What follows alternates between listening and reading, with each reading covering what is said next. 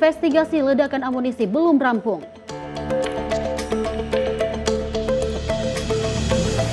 Uji klinis vaksin TBC dipastikan transparan.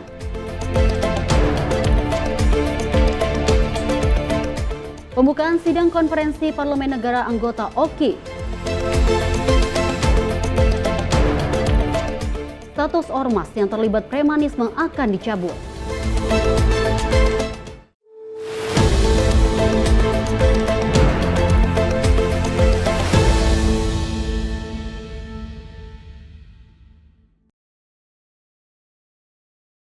Halo pemirsa, apa kabar? Dan pemirsa, selain 4 informasi tadi, kami juga masih memiliki sejumlah informasi menarik lainnya yang kami rangkum dalam sepekan. Bersama saya Dewa Manik, simak informasinya untuk Anda. Pemirsa, kegiatan penyisiran dan juga investigasi di lokasi kejadian meledaknya amunisi di Garut kembali dilanjutkan oleh tim investigasi TNI Angkatan Darat usai dihentikannya pada Senin sore karena terbatasnya pencahayaan. Dalam keterangannya, Kepala Dinas Penerangan Angkatan Darat Brigjen TNI Wahyu Yudayana menyampaikan TNI Angkatan Darat komitmen untuk bertanggung jawab penuh atas penanganan dan juga pemakaman para korban. Selamat pagi rekan-rekan media sekalian. Pada pagi hari ini saya akan menyampaikan informasi terkait dengan perkembangan kejadian yang terjadi kemarin di Garut.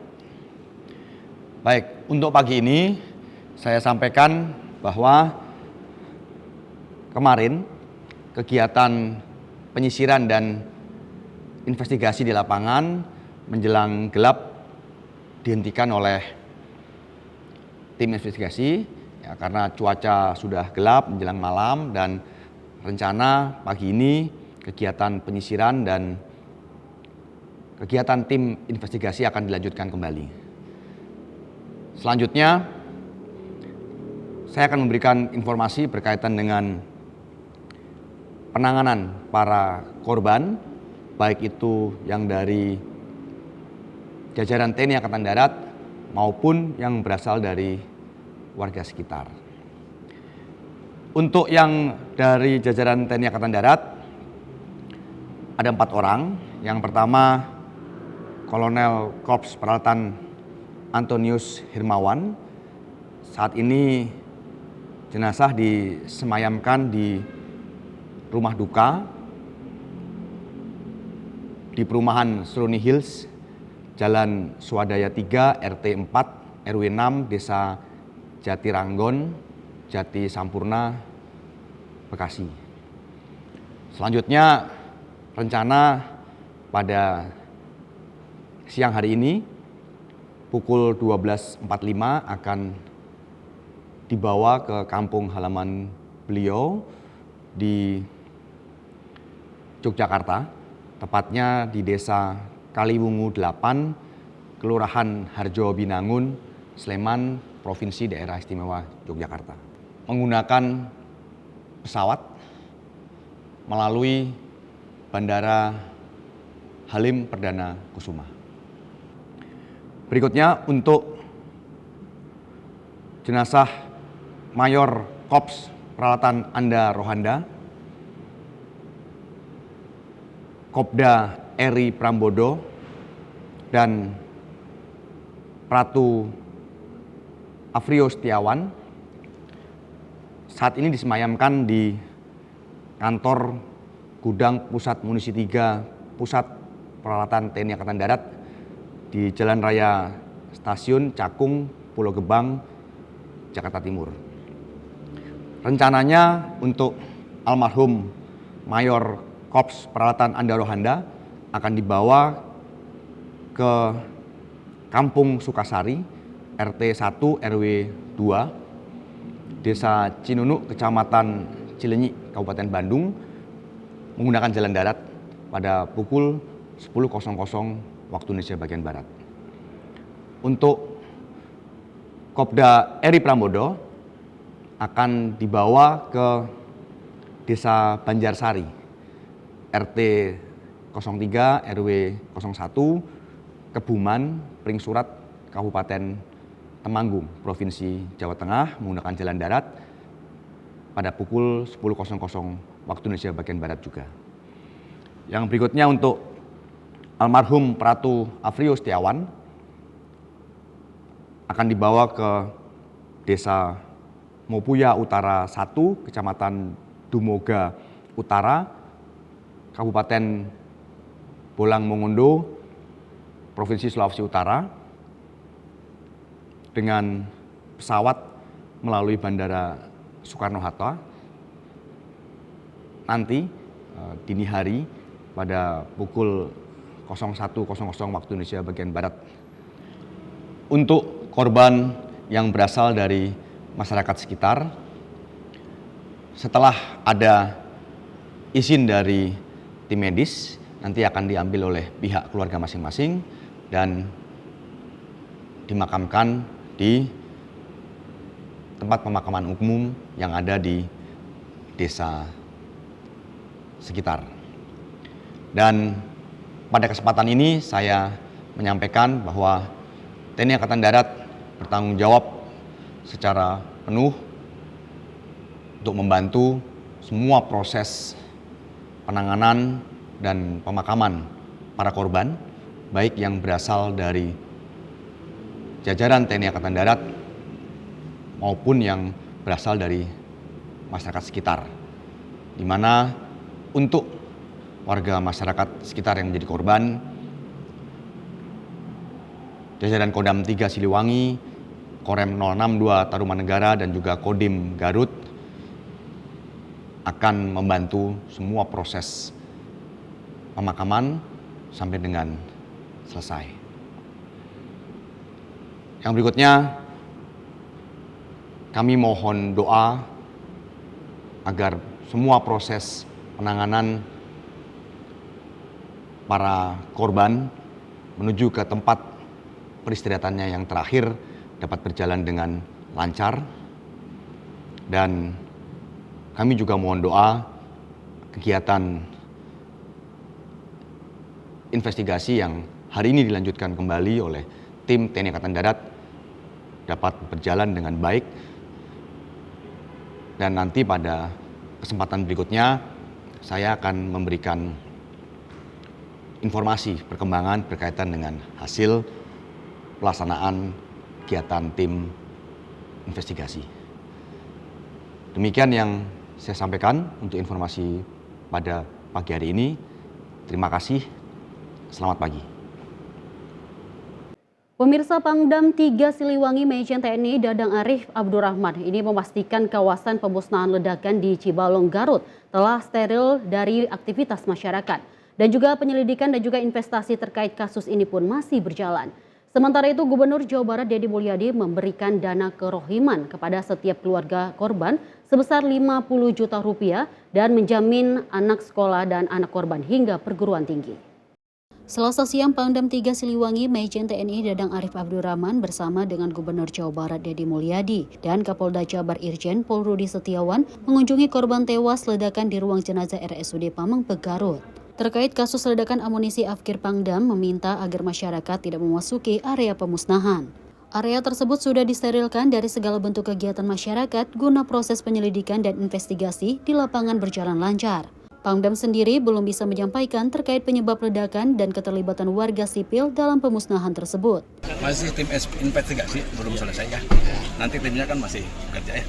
Itu masih layak enggak dan dilanjutkan dan? Nah kita lah, tergantung nanti tim investigasi ya. Sekarang steril kan ya? Lagi steril, udah steril. Bang, hasil evaluasinya seperti apa Bang? Kedepannya dan nanti kita lihat ke depan, karena kan aturannya bagaimana gitu. Yang jelas investigasi nanti kita lihat. Di hadapan ratusan keluarga korban yang menunggu hasil identifikasi, Gubernur Jawa Barat berjanji akan memberikan dana kerohiman kepada setiap keluarga korban sebesar 50 juta rupiah. Selain itu, pemerintah pun akan menjamin sekolah anak korban hingga ke perguruan tinggi. Tadi sudah sampaikan nilainya per orangnya berapa. Nah itu langkah-langkah yang kita berikan saat ini. Berapa Pak tadi Pak? Nilainya Pak? Oh ya, nilainya per orang 50 juta. Pak, jadi kan kalau yang sekolah? Sekolahnya kan sudah tanggung jawab saya. Jadi sampai kuliah ya? Sampai kuliah. Jadi kan sempat ngobrol langsung dengan salah satu pekerja itu Pak. Sebenarnya apa yang jadi omongan? Ya mereka itu bekerja. Pengakuannya adalah mereka bekerja di sana sudah lama, ada yang 10 tahun ikut membantu dan menjadi profesi yang ditekuni dalam setiap hari di sana. Dan kelihatannya sudah sangat berpengalaman menangani. Berarti memang kemarin itu bisa dikatakan kategori kecelakaan kerja tuh Pak? Atau gimana? Ya kalau dia sebagai pekerja dan kemudian peristiwa itu terjadi pada saat dia bekerja, ya kecelakaan. Dari Garut, kontributor Sinpo TV melaporkan. Sementara itu, pemirsa, Ketua Komisi 1 DPR, Utut Adianto, ini mengucapkan bela sungkawanya atas insiden yang terjadi akibat ledakan amunisi TNI di Garut, Jawa Barat. Pada beberapa waktu lalu, Utut juga menyampaikan pihaknya akan memanggil Kepala Staf Angkatan Darat dan Pangdam Siliwangi untuk meminta penjelasan atas kejadian yang menewaskan 13 orang tersebut. Ketua Komisi 1 DPR Utut Adianto mengatakan bahwa pihaknya akan memanggil Kepala Staf Angkatan Darat dan Pangdam Siliwangi untuk membahas lebih dalam terkait ledakan pemusnahan amunisi kadaluarsa TNI di Garut, Jawa Barat pada beberapa waktu yang lalu. Utut menyayangkan atas kejadian ledakan tersebut yang menewaskan 13 orang termasuk 4 kolonel dan 9 warga sipil. Dirinya berharap yang berhubungan dengan amunisi harus dilakukan sebaik-baiknya agar insiden itu tidak terjadi lagi. Pertama, saya mengucapkan duka cita yang sedalam-dalamnya terhadap 13 anggota kita yang meninggal. Tentu ini harus menjadi tanggung jawab Panglima TNI dan Kepala Staf untuk untuk melayani mereka sampai pemakaman dan lain-lainnya sebaik-baiknya. Itu yang pertama, itu yang paling penting. Yang kedua, kejadian amunisi meledak ini menurut catatan saya sudah 6 kali. Kita tentu belum bisa menjawab. Sekali lagi saya membiasakan bicara yang baik, tidak dalam posisi menyalahkan atau mengambing hitamkan. Tetapi ke depan kita harus memperbaiki ini. Menurut catatan saya di tahun 84 dulu, kalau adik-adik mungkin sebagian besar belum lahir, 84 itu di Marinir, di Cilandak itu meledak. Meledaknya itu berjam-jam. Tetapi untung saat itu tidak ada yang wafat. Kalimat untung ini karena tidak ada yang wafat. Nanti biar Kepala Staf Angkatan Darat dan Pangdam Siliwangi untuk menjelaskan ini. Kita akan meminta beliau, mudah-mudahan ini yang terakhir kali terjadi. Kita tentu mengharapkan semuanya itu yang berhubungan dengan amunisi dilakukan dengan seproper-propernya. Kapan kita memanggil, kita akan segera. Tentu mudah-mudahan sebelum masa sidang ini. Kalau udah masa sidang depan kan nanti sudah ini bukan soal hangat atau tidak, tapi ini soal kemanusiaan dan soal strategi. Dari Jakarta, Farizalda Farizkiano, Simpo TV melaporkan. Pemirsa, pasca ledakan yang menewaskan 13 orang di Desa Sagara, Kecamatan Cibalong, Kabupaten Garut pada Senin pagi, Gubernur Jawa Barat Deddy Mulyadi juga mengucapkan bela sungkawa kepada seluruh korban. Ledakan yang terjadi di Desa Sagara, Kecamatan Cibalong, Kabupaten Garut pada Senin pagi, Gubernur Jawa Barat ucapkan bela sungkawa. Dalam media sosialnya, Deddy Mulyadi mengaku sangat berempati dan prihatin dengan tragedi ledakan yang menewaskan 4 orang anggota TNI dan 9 orang sipil tersebut. Di samping itu, Deddy Mulyadi juga mendoakan seluruh korban yang meninggal dunia. Assalamualaikum warahmatullahi wabarakatuh. Sampurasun, wilujeng sonten, seluruh wargi Jabar dimanapun berada. Selamat sore seluruh warganet yang budiman.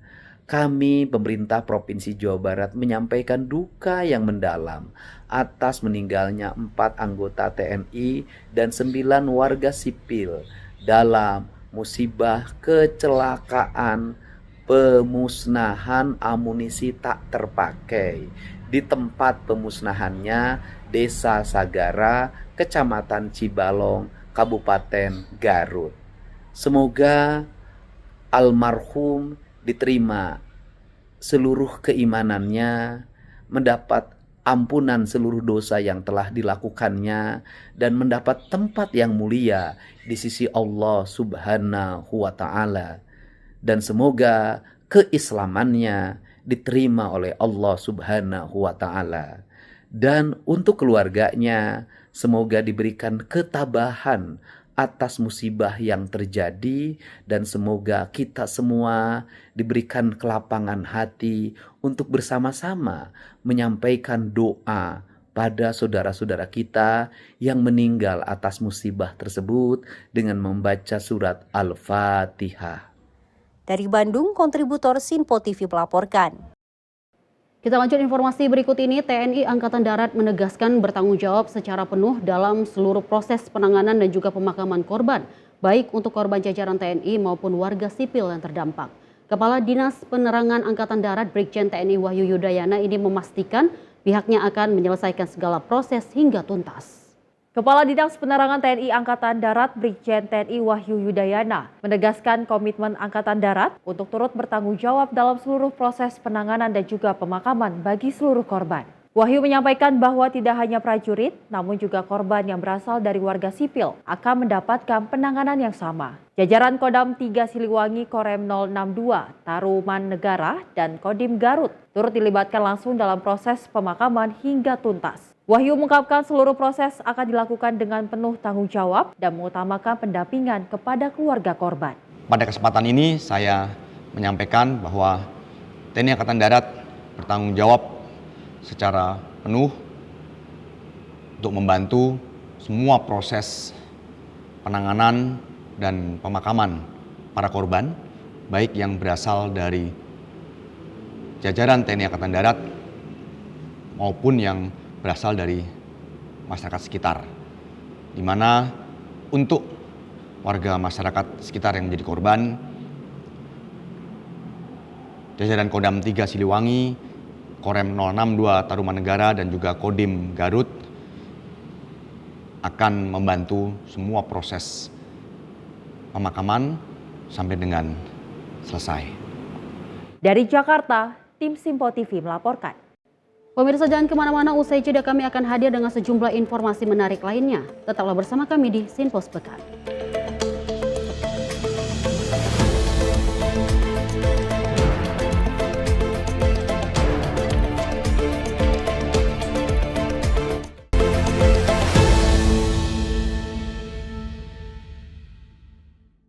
Pemirsa, Sinpo TV kembali hadir menemani Anda dengan berbagai informasi yang telah kami rangkum dalam sepekan. Sajian lengkap informasi sepekan kami hadirkan untuk Anda. Badan Legislasi DPR menemui masa unjuk rasa di depan gedung DPR RI Senayan, Jakarta. Menemani akhir pekan Anda bersama keluarga dengan rangkuman berita menyeluruh dalam Sinpo Sepekan setiap minggu pukul 6 pagi hanya di Sinpo TV.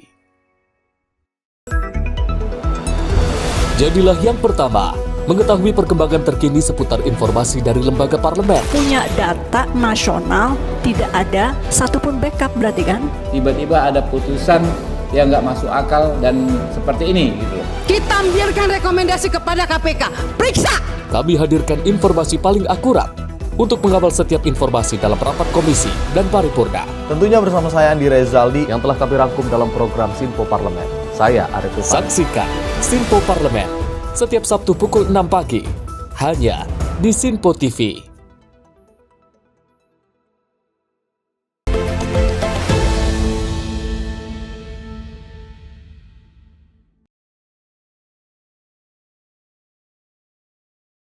Terima kasih pemirsa, Anda kembali menyaksikan Sinpo Sepekan dan informasi kita lanjutkan.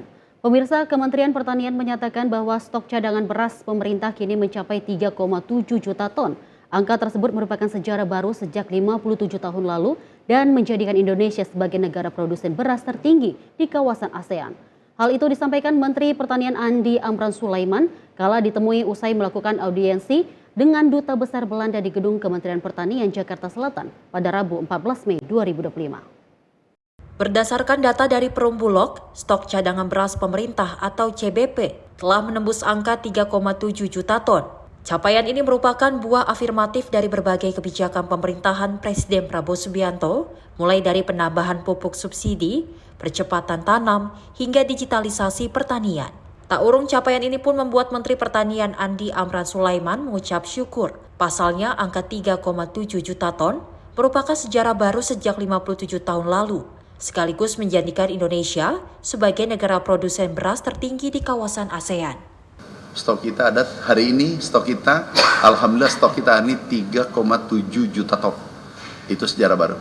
Mudah-mudahan 20 hari, 15 hari sudah 4 juta ton. tinggal 300. Kalau 20 sampai 30 ribu ton per hari, ya 10 sampai 20 hari sudah 4 juta ton. Dan itu kebagian kita semua. Jawabnya alhamdulillah. Diketahui angka stok cadangan beras sejumlah 3,7 juta ton merupakan rekor tertinggi sejak 57 tahun Perum Bulog berdiri atau pada 1969 silam. Sementara rekor sebelumnya terjadi pada tahun 1985 dengan stok beras mencapai angka 3 juta ton. Dari Jakarta, Sri Dewi Andayani, Rona Bayu, Simpo TV melaporkan. Kita beralih dengan informasi lainnya, pemirsa. Kemenak memperketat layanan haji khusus dengan mewajibkan penyelenggara ibadah haji khusus atau PIHK siapkan skenario darurat, asuransi, dan juga layanan kesehatan jemaah. Petugas dari 156 PIHK dibekali pelatihan teknis dan koordinasi lintas lembaga untuk tingkatan perlindungan jemaah. Kementerian Agama menegaskan komitmennya memperketat layanan bagi jemaah haji khusus dengan fokus pada perlindungan kesehatan, kesiapan rumah sakit rujukan, dan penyediaan asuransi yang tidak sekedar formalitas. Direktur Bina Umroh dan Haji Khusus Nugraha Setiawan menyoroti pentingnya perhatian khusus terhadap lansia dan jemaah yang membutuhkan penanganan ekstra. Setiap PIHK diwajibkan memiliki skenario darurat yang jelas termasuk rumah sakit rujukan, dokter siaga, dan sistem komunikasi darurat yang aktif. Standar minimal asuransi bagi jemaah juga tengah dirumuskan untuk memastikan perlindungan menyeluruh selama pelaksanaan ibadah. Kami mendorong agar setiap penyelenggara ibadah haji khusus atau PIHK harus menjalin kerjasama resmi dengan rumah sakit di Arab Saudi. Kenapa ini menjadi penting? Karena masih kami temui adanya kasus ketika jemaah haji khusus jatuh sakit, mereka tidak tahu harus kemana. Tidak ada rumah sakit rujukan yang siap, tidak ada dokter pendamping yang siaga, dan bahkan asuransi pun belum tentu bisa dimanfaatkan dengan cepat. Inilah yang kami tekankan. Setiap PIHK wajib memiliki skenario yang jelas soal penanganan darurat. Rumah sakit rujukan, dokter pendamping, dan sistem komunikasi darurat harus dipastikan aktif dan bisa diakses setiap saat. Asuransi itu bukan soal formalitas saja. Selain soal rumah sakit, standar cakupan asuransi, insurance coverage, juga menjadi perhatian utama kami. Untuk itu, Kementerian Agama melalui Direktorat Bina Umroh dan Haji Khusus sedang menyusun standar minimal asuransi yang wajib dimiliki oleh PIHK. Asuransi ini bukan hanya formalitas administrasi. Ini adalah jaminan perlindungan nyata bagi jemaah jika terjadi resiko selama berada di Tanah Suci. Sebagai upaya penguatan layanan, Kemenak menyelenggarakan orientasi perdana petugas haji khusus bagi 156 PIHK. Kegiatan ini menggandeng Kemenkes, Kemlu, dan KUH Indonesia untuk melatih petugas dalam aspek teknis, kesiapsiagaan, dan kerjasama lintas lembaga demi pelayanan optimal. Tim redaksi Sinpo TV melaporkan. Sementara itu pemirsa, hingga hari ke-10 ibadah haji 1446 Hijriah sebanyak 61.000 lebih jemaah Indonesia telah diberangkatkan dan 200.000 jemaah telah mengantongi visa haji. Pemerintah memastikan layanan di asrama serta perlindungan asuransi bagi jemaah termasuk untuk 8 jemaah yang telah wafat. Memasuki hari ke-10 operasional ibadah haji 1446 Hijriah 2025 Masehi, Kementerian Agama RI mencatat 61.404 jemaah haji reguler Indonesia telah diberangkatkan ke Tanah Suci. Sebanyak 202.654 jemaah lainnya sudah mendapatkan visa haji melalui sistem e-Hajj yang terintegrasi dengan pemerintah Arab Saudi. Direktur Pelayanan Haji Dalam Negeri MJN menyampaikan 158 kloter jemaah telah diterbangkan oleh 3 maskapai, yaitu Garuda Indonesia, Saudi Airlines, dan Lion Air. Selain keberangkatan, JN juga menyoroti layanan di asrama haji seperti pemeriksaan kesehatan, distribusi living cost SAR 750, dan penguatan manasik bagi jemaah. Kita tahun ini ada aplikasi Munakasah yang itu jamaah haji kita terkonek dengan akunnya, kapan mereka masuk, tanggal berapa, kamar berapa, terutama lansia dan disabilitas. ada puluhan ribu jemaah kita telah melewati proses pemberangkatan dari 14 asrama haji yang tersebar di seluruh Indonesia. Di sana jemaah mendapatkan pelayanan lengkap mulai dari pemeriksaan kesehatan akhir, distribusi living cost senilai 750 SAR, hingga penguatan manasik juga ada, masih sempat ya sekali untuk melakukan penguatan manasik. Kami juga mengimbau kepada seluruh jemaah agar memanfaatkan waktunya selama di asrama untuk beristirahat sebelum menempuh perjalanan panjang menuju Tanah Suci. Jen juga mengungkapkan kabar duka atas wafatnya 8 jemaah. Pemerintah telah memberikan layanan pemulasaraan, pemakaman, dan badal haji, serta memastikan hak-hak jemaah terlindung melalui asuransi. Tim redaksi Sinpo TV melaporkan. Pemirsa, pemerintah mengandalkan sistem satu data kesehatan untuk memantau jemaah haji secara real time.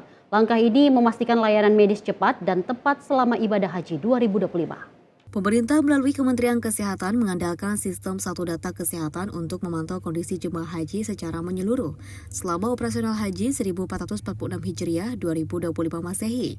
Kepala Pusat Kesehatan Haji, Lilik Marhendro Susilo dalam konferensi pers di Jakarta menjelaskan bahwa sistem ini menjadi tulang punggung layanan medis di Tanah Suci. Dengan teknologi ini, intervensi medis dapat dilakukan secara cepat dan tepat di tengah padatnya ibadah dan cuaca ekstrim. Satu data kesehatan mencakup rekam medis, riwayat penyakit penyerta, hasil pemeriksaan hingga tindakan medis yang sudah diberikan. Informasi ini terhubung antara petugas kesehatan di kloter sektor dan kantor kesehatan haji Indonesia. Ia juga menyampaikan konektivitas tersebut memungkinkan keputusan medis diambil secara akurat dan berbasis data terkini, sekaligus mendukung edukasi kesehatan yang lebih tepat sasaran sesuai kondisi masing-masing jemaah. Dalam penyelenggaraan haji tahun ini, kami memperkuat pemanfaatan satu data kesehatan jemaah sebagai basis pengambilan keputusan dan tindakan medis. Data ini terintegrasi mulai dari embarkasi, perjalanan, hingga layanan di Arab Saudi.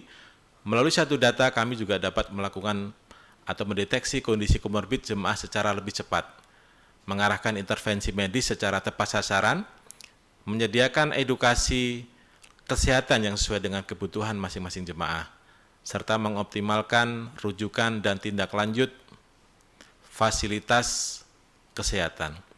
Kami menghimbau jemaah maupun petugas untuk selalu aktif memperbaharui data kondisi kesehatan, baik secara manual maupun melalui aplikasi yang telah disediakan, agar layanan yang diberikan semakin akurat dan personal.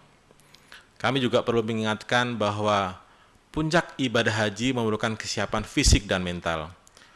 Untuk itu, kami menghimbau jemaah untuk yang pertama, tentu saja menjaga kesehatan fisiknya.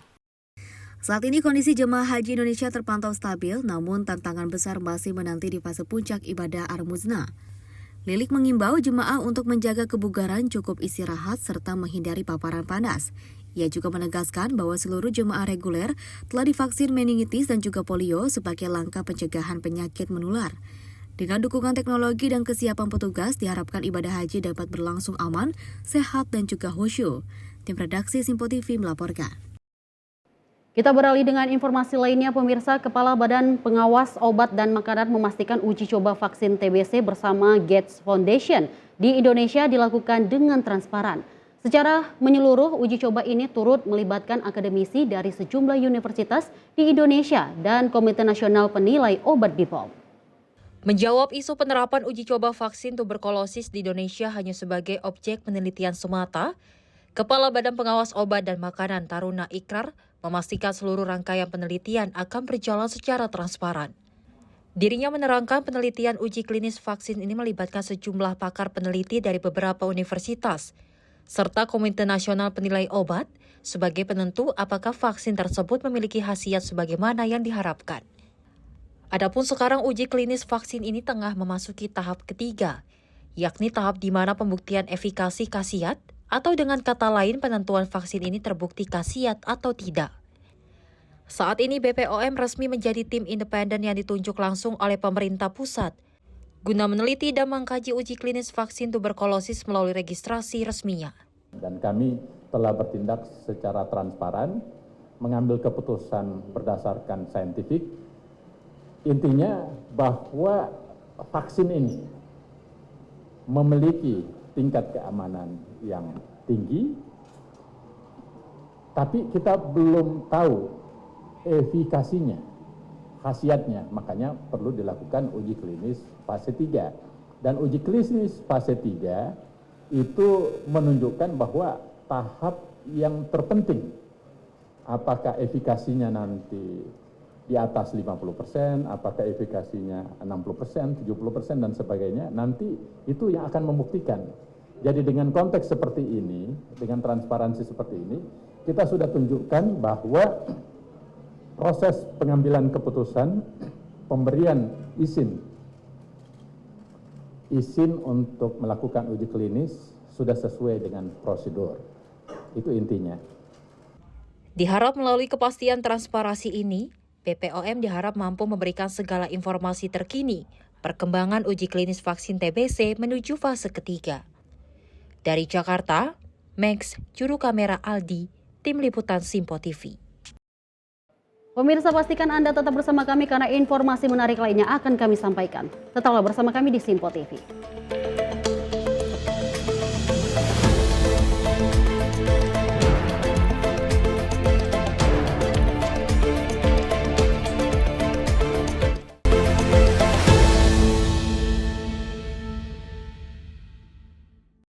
Halo, selamat pagi pemirsa Simpo TV. Selamat pagi Andi. Selamat pagi, Fen. Beragam informasi terbaru hadir menemani Anda sebelum memulai hari. Itu memang dari Menteri Perhubungan juga mendukung, Betul. dari Menteri Keuangan juga mendukung, dan kita sebagai masyarakat pun juga Harus mendukung. Mengangkat isu yang tengah menjadi pembicaraan paling hangat. Semarakan pagi Anda bersama Menyapa Pagi. Setiap Senin hingga Jumat pukul 6 pagi. Hanya di Simpo TV. Halo, selamat malam pemirsa. Senang sekali rasanya kami mengisi ruang informasi Anda. Akhiri aktivitas Anda dengan rangkuman perkembangan peristiwa yang terjadi sepanjang hari. Sebelumnya kita saksikan ada sekitar 3.000 tamu undangan, sementara di Ibu Kota Nusantara ini ada sekitar 2.000 tamu undangan. Rangkaian informasi nasional dan mancanegara dirangkum sebagai penutup hari dalam Menyapa Malam. Setiap Senin hingga Jumat pukul 8 malam, hanya di Simpo TV.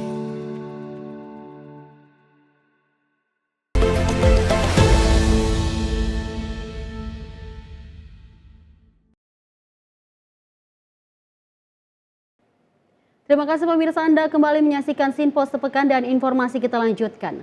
Pemirsa, dari kegiatan Presiden Prabowo Subianto yang menghadiri acara pembukaan sidang ke-19 Konferensi Parliamentary Union of the OIC Member States atau Persatuan Parlemen Negara Anggota Organisasi Kerjasama Islam. Kehadiran Presiden Prabowo ini sebagai bentuk komitmen Indonesia dalam memperkuat kerjasama negara-negara OKI, salah satunya melalui diplomasi parlemen. Usai melakukan lawatan ke Brunei Darussalam, Presiden Prabowo Subianto menghadiri acara pembukaan sidang ke-19 Konferensi Parliamentary Union of the OIC Member States atau Persatuan Parlemen Negara Anggota Organisasi Kerjasama Islam. Dalam sambutannya, Presiden Prabowo mengatakan bahwa sebuah kehormatan besar bagi dirinya bisa berpidato di hadapan seluruh negara anggota Organisasi Kerjasama Islam. Dirinya juga mengapresiasi negara Indonesia menjadi tuan rumah dalam acara Forum Konferensi Parliamentary Union of the OIC Member States yang ke-19. Adapun acara diresmikan secara seremonial dengan memukul gendang dengan didampingi Ketua DPR Puan Maharani dan Ketua Majelis Nasional Republik Pantai Gading Adama Bigtogo. Pertama-tama, izinkan saya menyampaikan bahwa undangan ini, di mana saya diminta berbicara di hadapan majelis yang penting ini, adalah kehormatan besar bagi saya sebagai Presiden Republik Indonesia. Hari ini saya berbicara dengan wakil-wakil dari 1/4 manusia yang ada di bumi ini. Saudara-saudara adalah wakil-wakil dari seluruh umat Islam, dari negara-negara Islam di dunia. Karena itu, ini adalah kehormatan yang sangat baik bagi saya. Terima kasih atas kehormatan ini. pada hari yang baik ini, di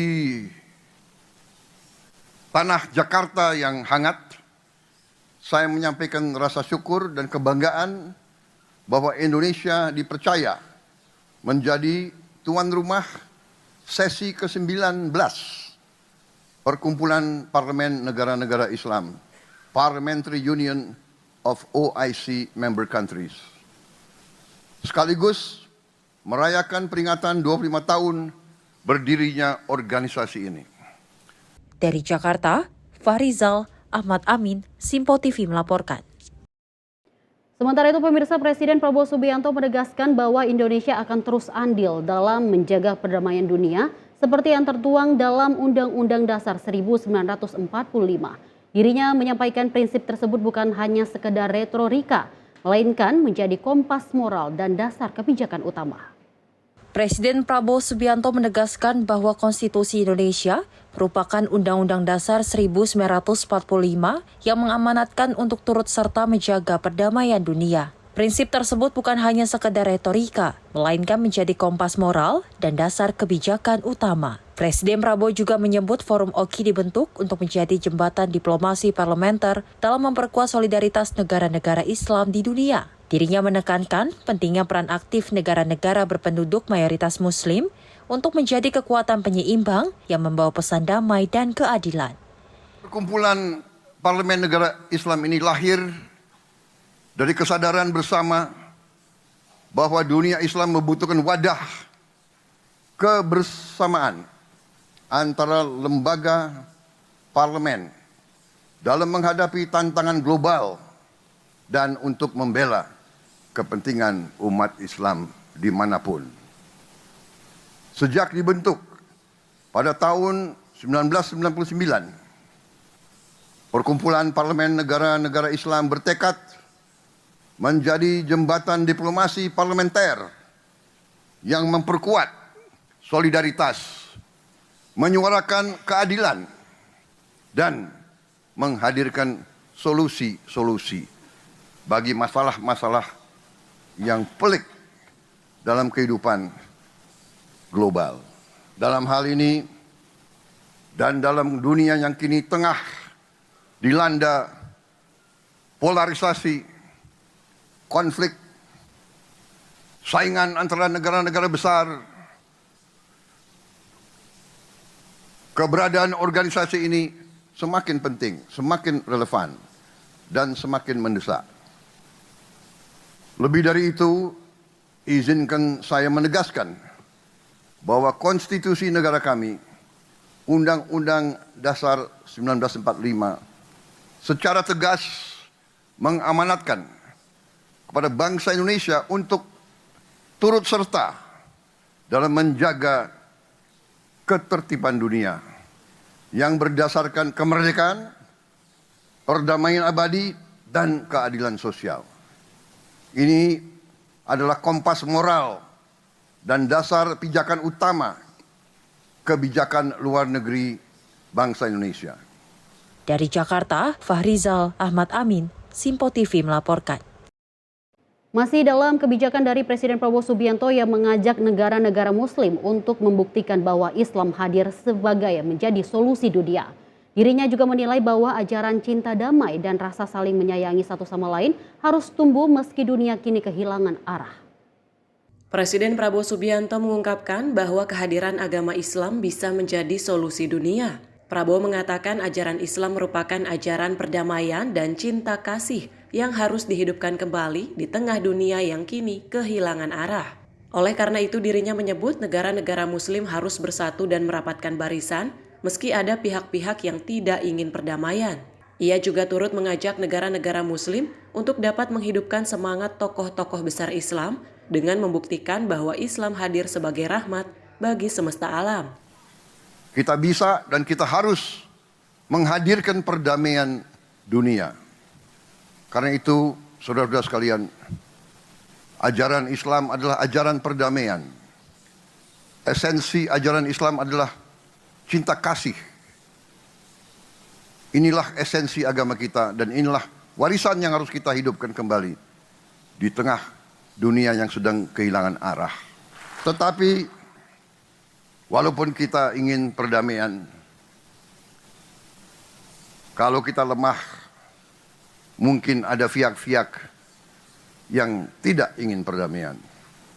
Mungkin ada pihak-pihak yang melihat kalau kita lemah, kita bisa dijajah kembali, kita bisa disuruh-suruh sebagai bangsa pion, bangsa budak, bangsa kacung. Saudara-saudara sekalian, mari kita satukan langkah. Kita hidupkan kembali semangat-semangat tokoh besar kita. Kita buktikan bahwa Islam hadir sebagai rahmat bagi semesta alam. Saudara-saudara sekalian, marilah kita merapatkan barisan kita, atasi semua perbedaan kita, melangkah ke depan dalam persatuan.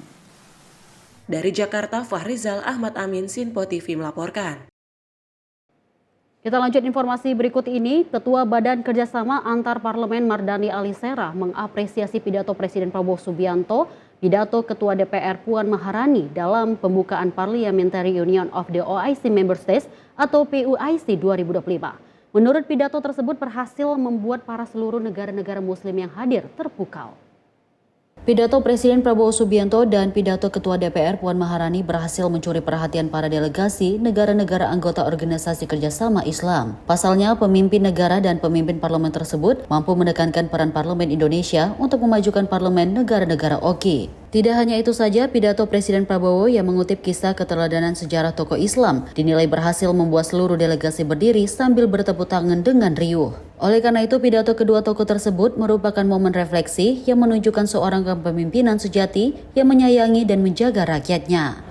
Mewakili Badan Kerjasama Antar Parlemen mengucapkan terima kasih wabil khusus kepada Mbak Puan yang speech-nya luar biasa, sangat menekankan peran parlemen Indonesia untuk memajukan parlemen negara OKI, dan lebih luar biasa lagi Presiden Prabowo Subianto yang mengutip dan mengisahkan sejarah orang-orang besar mulai dari Umar bin Khattab, Khalid bin Walid, sampai kepada Salahuddin Al-Ayyubi dan Muhammad Al-Fatih, yang itu tadi saya ngelihat semua perwakilan parlemen negara OKI bukan cuma bertepuk tangan tapi juga tercengang karena Pak Prabowo betul-betul menjadikan momen tadi momen refleksi bahwa kita sebagai pemimpin wajib menyayangi dan menjaga rakyat kita. Tema PUIC, Good Governance and Strong Institution. Pak Prabowo dan Mbak Puan sampaikan bahwa kita nggak bisa menolong saudara muslim kita yang lain kalau kita tidak memajukan diri kita sendiri melalui good governance, tata kelola yang baik, transparan, akuntabel, partisipatif, dan juga strong institution, institusi kuat yang dipercaya karena bebas korupsi. Makasih. Dari Jakarta, Pak Rijal Ahmad Amin, Sinpo TV melaporkan. Kita beralih dengan informasi lainnya, pemirsa. H-23 menuju Idul Adha atau Lebaran Haji. Penjualan hewan kurban di berbagai daerah mulai meningkat. Meski masih terbilang awal, masyarakat sudah mulai memilih dan juga memesan hewan kurban. Sementara pedagang menyiapkan stok terbaik untuk memenuhi permintaan dari para pembeli. Ya baik pemirsa, menjelang H-23 Idul Adha ataupun Lebaran Haji yang akan jatuh pada tanggal 6 Juni 2025, para pedagang telah menjajaki hewan kurbannya seperti di tempat saya melaporkan ini di kawasan Jakarta Pusat. Ini juga sudah menjajaki, para pedagang ini sudah mulai menjajaki hewan-hewan kurbannya. Ini tepatnya di belakang saya ini ada beberapa sapi yang kalau misalkan pemirsa lihat dari layar kaca, ini bobotnya sangat besar gitu ya, bahkan sehat-sehat juga. Dan kira-kira ada berapa sih ini bobotnya, ini ada berapa ataupun dan kisaran harganya juga berapa? Tentunya kita akan berbincang secara langsung dengan pedagang yang ada di kawasan Jakarta Pusat ini. Halo, selamat sore Bapak. Selamat sore Mbak. Pak, boleh perkenalkan namanya siapa nih Pak? Namanya Maman. Pak, ini kita lihat sapi-sapinya ini kan badannya besar-besar ya Pak. Kira-kira bobotnya berapa dari berapa ke berapa sih nih Pak? Oh, kalau di tempat saya ini bobot dari 300 kilo sampai 850 kilo gitu Pak. Untuk kisaran harganya sendiri nih Pak, tadi kan dari 300 hingga 800 kilo ya Pak ya, itu harganya berapa sih nih Pak? Kalau untuk masalah harga kita dari angka 23 juta sampai 85 juta ada. Pak, selain sapi, ini nantinya juga bakalan dijual hewan kurban lainnya nggak nih Pak? Iya, seperti kambing kita pun ada, tersedia kambing. Kalau kira-kira kambing nanti akan dijualnya pas Hamin berapa nih Pak? Kalau kambing kita biasanya 1 minggu menjelang hari H, 1 minggu. Ada ciri-ciri yang baik nggak nih Pak untuk para pemirsa ataupun masyarakat yang ingin membeli hewan kurban nih Pak? Kalau untuk hewan yang baik itu yang pertama nafsu makan, dan yang kedua sapinya pun aktif, begitu kira-kira Pak. Pak, terakhir berarti Ya. untuk prediksi Bapak sendiri nih, hewan-hewan kurban ini penjualannya meningkat pas kapan sih nih Pak? Kalau untuk masalah penjualan meningkatnya itu biasanya menjelang 1 minggu. Kalau untuk sapi menjelang 1 minggu hari H. Kalau untuk kambingnya sendiri? Kalau untuk kambing biasanya itu menjelang 3 hari mau hari H. Biasanya ada peningkatan. Oke, baik, terima kasih ya Bapak ya. Nah, seperti itulah pemirsa, tadi disebutkan juga oleh Bapaknya ini mengatakan bahwa kalau misalkan ingin membeli para hewan kurban yang memang ini dijajakan, ini pemirsa bisa melihat secara langsung dari matanya yang tidak mengeluarkan kotoran mata, kemudian juga dari kulitnya seperti itu ya, kulitnya ini bisa dibilang tidak kusam, dan memang ini juga pedagang ataupun yang menjualkan hewan kurban ini sapi juga telah dilakukan vaksinasi, jadi terbebas dari penyakit mulut dan juga kaki seperti itu.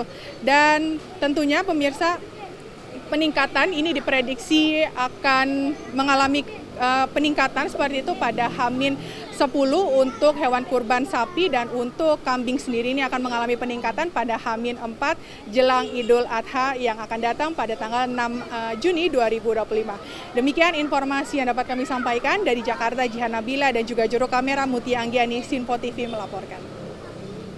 Pemirsa, libur panjang pekan ini sejumlah destinasi wisata di Pulau Dewata, Bali kembali ramai dikunjungi wisatawan. Salah satunya air terjun Tegunungan yang terletak di Banjar Tegunungan, Desa Kemenuh, Sukawati, Gianyar, Bali.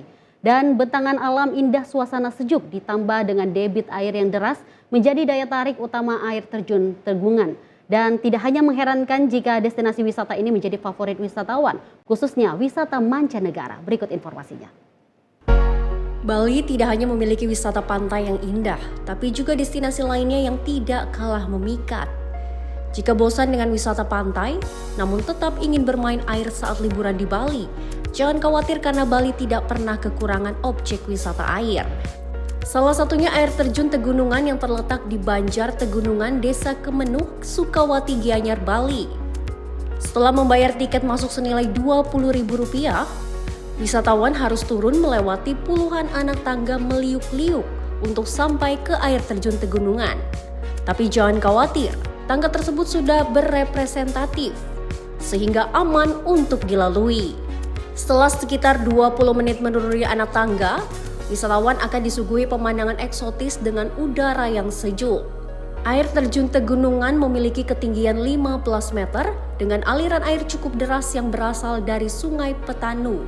Jika menemui cuaca cerah, pengunjung bisa menyaksikan aliran air tenang dan jernih.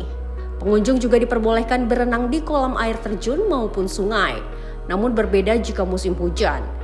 Pengunjung dilarang untuk berenang dan hanya diizinkan untuk berfoto. Karena untuk menuju lokasi melewati turunan curam, waktu terbaik untuk berwisata ke destinasi ini adalah saat pagi hari, sekitar pukul 7 sekaligus untuk menghindari cuaca panas. Jika di hari-hari biasa atau di masa low season, angka kunjungan di kisaran 600 hingga 700 orang pengunjung per hari. Pada hari libur panjang kali ini, pengelola memperkirakan kenaikan pengunjung mencapai di atas 1.000 orang wisatawan per hari. Untuk menjamin keamanan dan keselamatan wisatawan selama menikmati air terjun, pihak pengelola menyiapkan lifeguard untuk mengantisipasi terjadinya hal-hal yang tidak diinginkan. Ini waterfall ini baru pertama kali saya kesini. Kesannya Bu? cukup bagus dan menantang. Ya, dengan tangga yang banyak jadi menantang banget gitu. Kalau air terjunnya seperti apa, Bu? Air terjunnya bagus dan cukup indah ya. Kalau view-nya gimana, Bu? View-nya juga bagus. Gitu aja. Untuk wisatawan tuh yang paling banyak dicari destinasinya sini apa sih, Bu? Kebanyakan mungkin mereka biar bisa berenang ya, jadi menikmati alam, jernihnya air, sama masih alami air dari air terjunnya itu. Kebanyakan mereka biar dapat berenang ke air terjun. Bu, antisipasi dari pihak pengelola nih, Bu, dengan membludaknya pengunjung ini, Bu, antisipasi keamanannya seperti apa, Bu? Kita sudah siapkan security di bawah juga kita siapkan lifeguard untuk menjaga pemantauan juga untuk pembatasan alur yang bisa dilewati atau dipakai fasilitas untuk berenang. Kita sudah pakai fasilitas agar mereka tidak melewati batas yang ditentukan, karena kan ada arus berbahaya. Dan kemungkinan mereka juga sudah paham sih, karena sudah dari dulu kita wanti-wanti dari pengunjung untuk tidak melewati batas bahaya. Selama ini air terjun pegunungan lebih populer dikunjungi wisatawan mancanegara, khususnya turis asal Tiongkok, India, dan turis dari berbagai negara Eropa ketimbang domestik. Tidak mengherankan jika hampir 60% pengunjung didominasi wisatawan mancanegara. Peningkatan wisatawan domestik biasanya baru terjadi saat libur panjang akhir pekan, libur lebaran, dan libur panjang Natal dan Tahun Baru. Dari Bali, Bagus Raditya, Sinpo TV melaporkan. Pemirsa, jangan kemana-mana, usai jeda kami akan kembali dengan informasi menarik lainnya. Tetaplah bersama kami di Sinpo TV.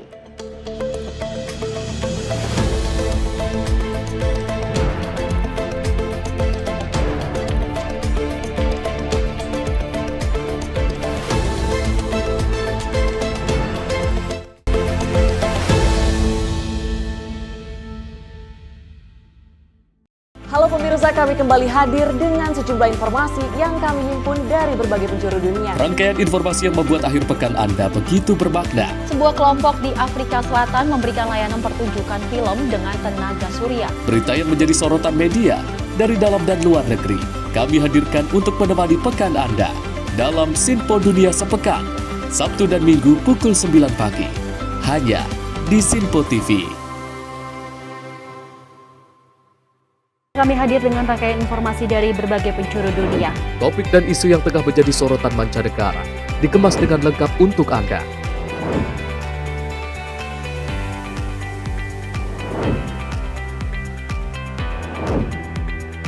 Peristiwa penting yang terjadi dari berbagai belahan dunia kini hadir dalam Sinpo Dunia setiap Senin hingga Jumat pukul 7:30 malam hanya di Sinpo TV.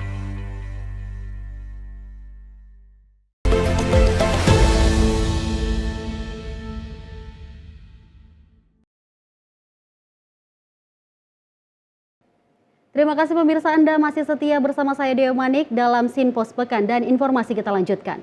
Pemirsa, bukannya menyetor hasil motor sitaan, seorang debt collector atau penagih hutang di Jakarta Selatan justru menjual motor hasil sitaannya.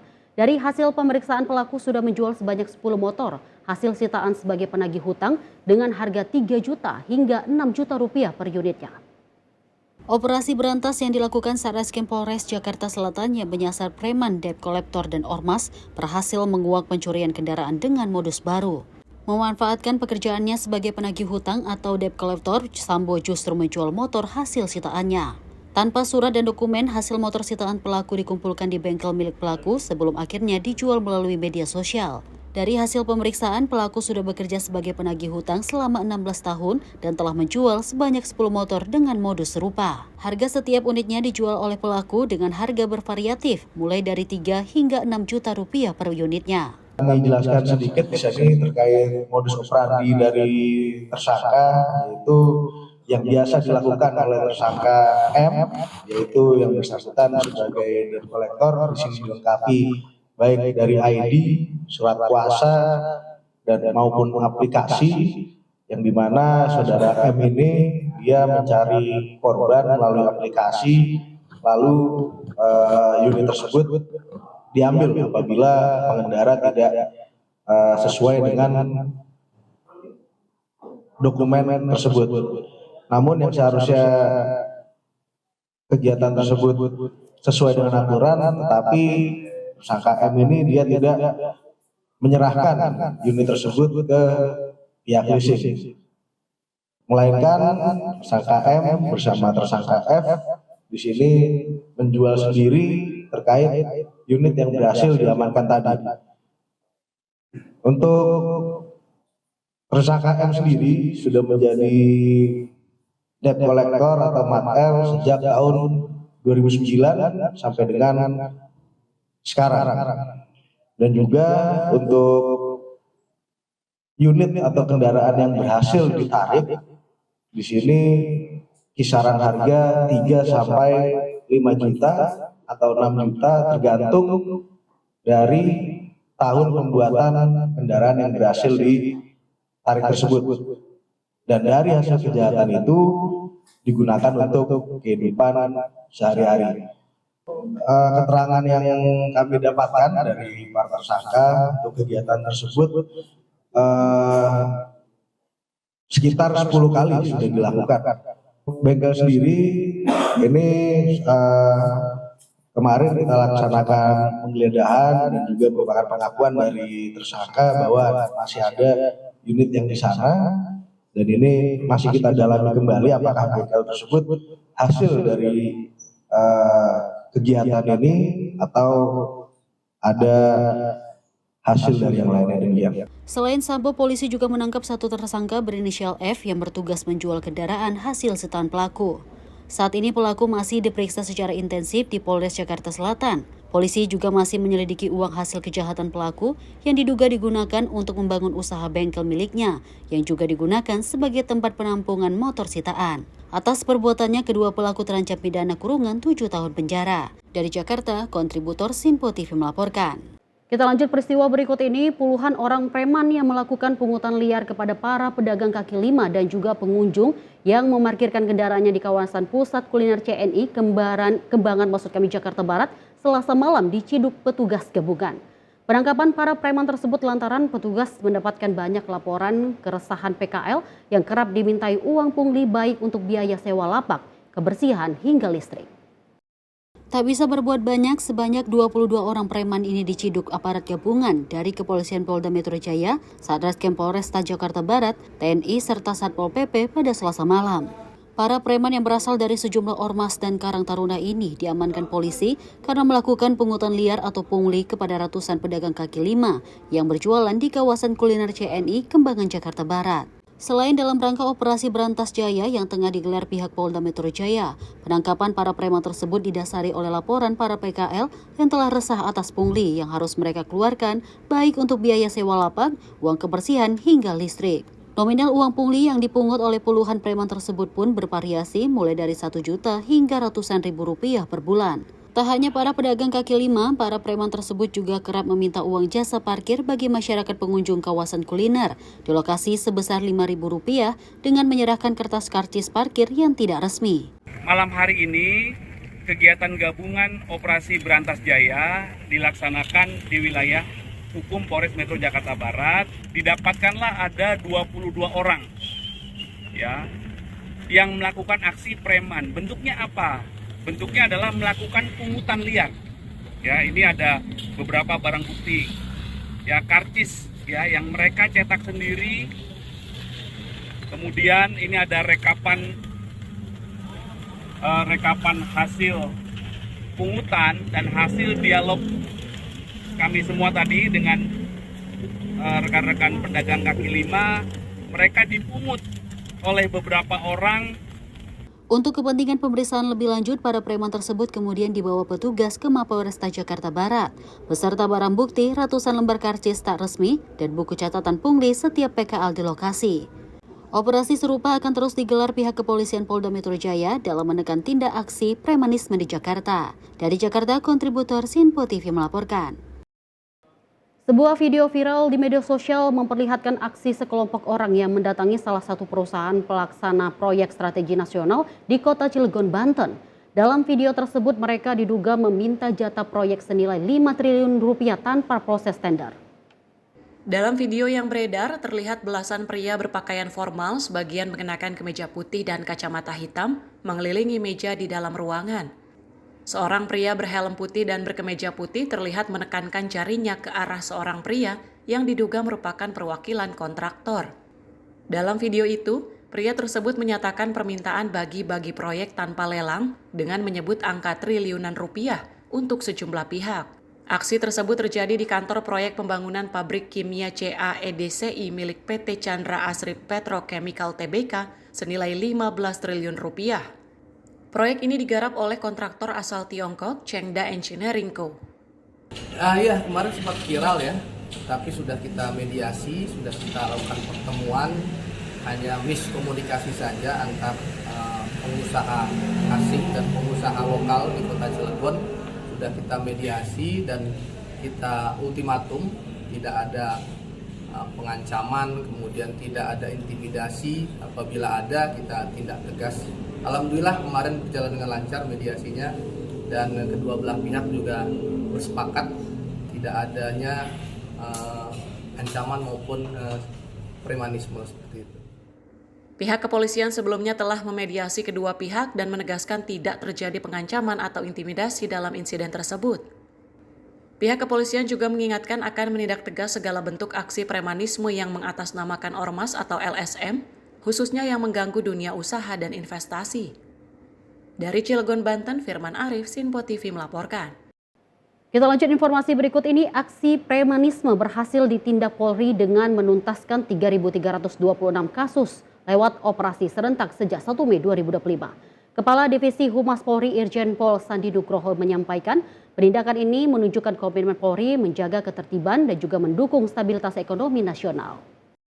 Aksi premanisme menjadi perhatian serius Polri setelah berhasil menangani 3.326 kasus melalui operasi serentak yang dimulai sejak 1 Mei 2025 di seluruh Indonesia.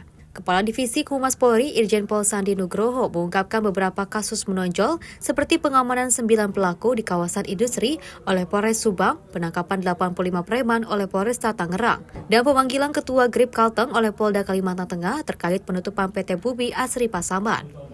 Aksi premanisme tersebut ditindak sebagai bagian dari komitmen Polri dalam menjaga ketertiban umum serta menciptakan iklim usaha yang aman dan kondusif. Irjen Sandi menekankan bahwa langkah ini bertujuan untuk memberikan kepastian hukum kepada masyarakat dan pelaku usaha agar ruang publik terbebas dari intimidasi dan kekerasan.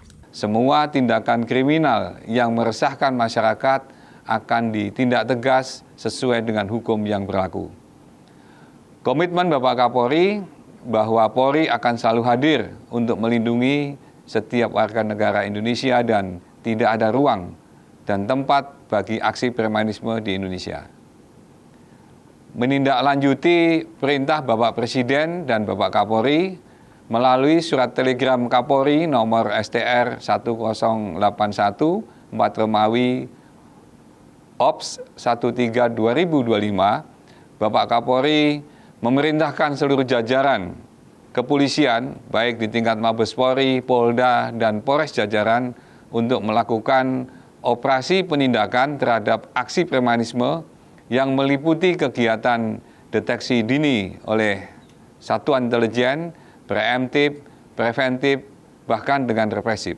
Sampai dengan saat ini, selama periode tanggal 1 sampai 9 Mei 2025, telah menyelesaikan 3.326 perkara dengan pelaksanaan operasi kepolisian kewilayahan yang secara serentak.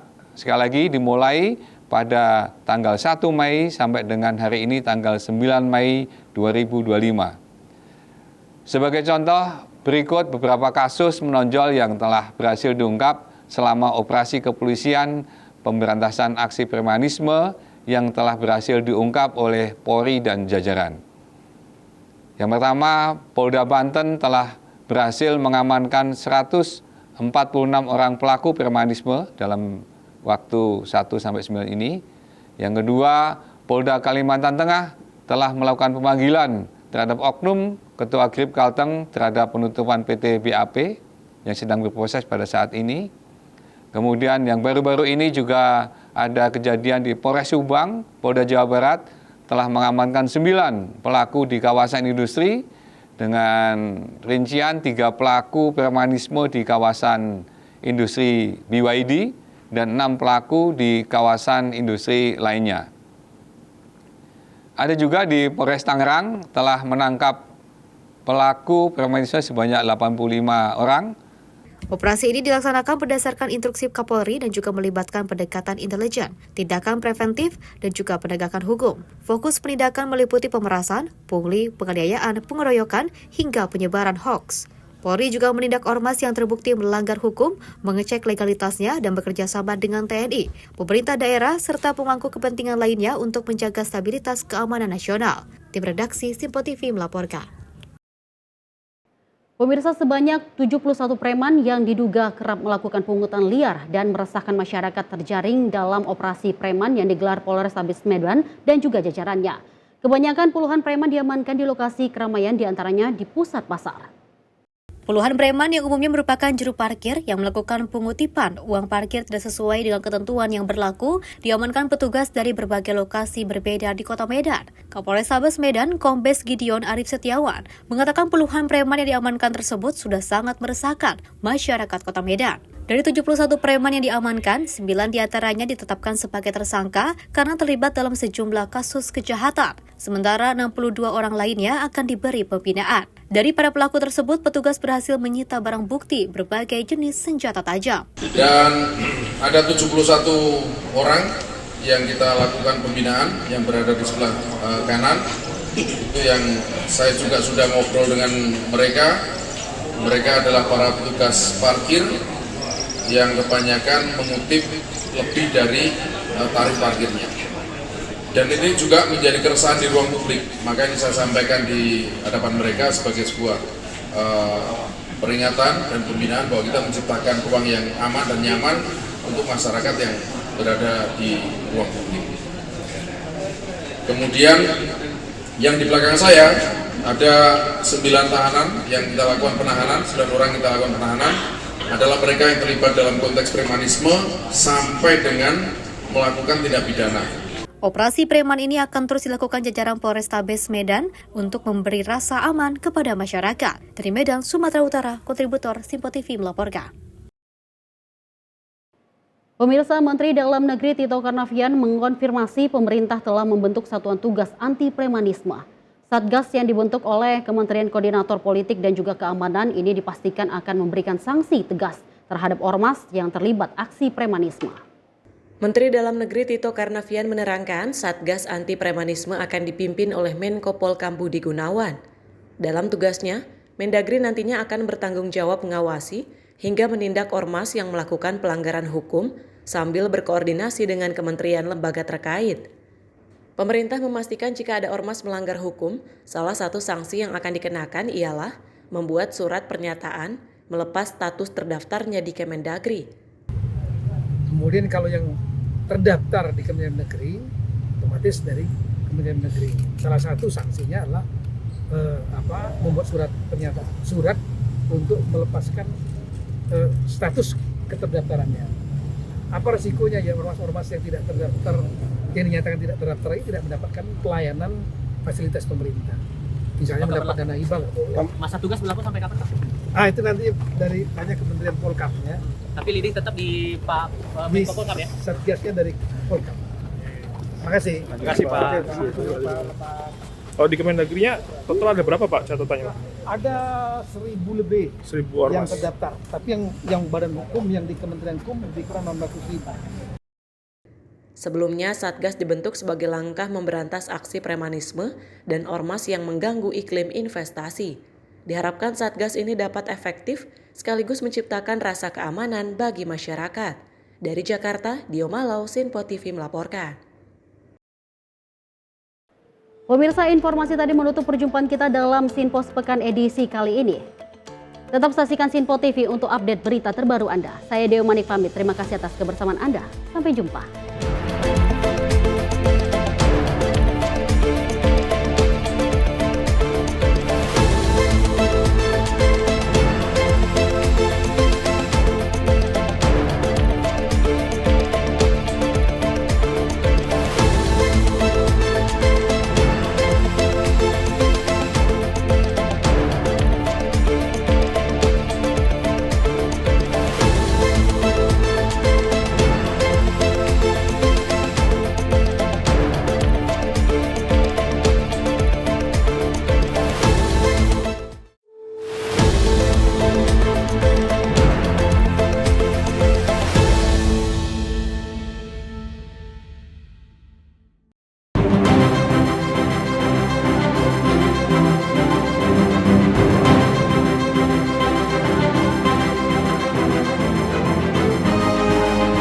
Simpo TV, News, Sport, Entertainment.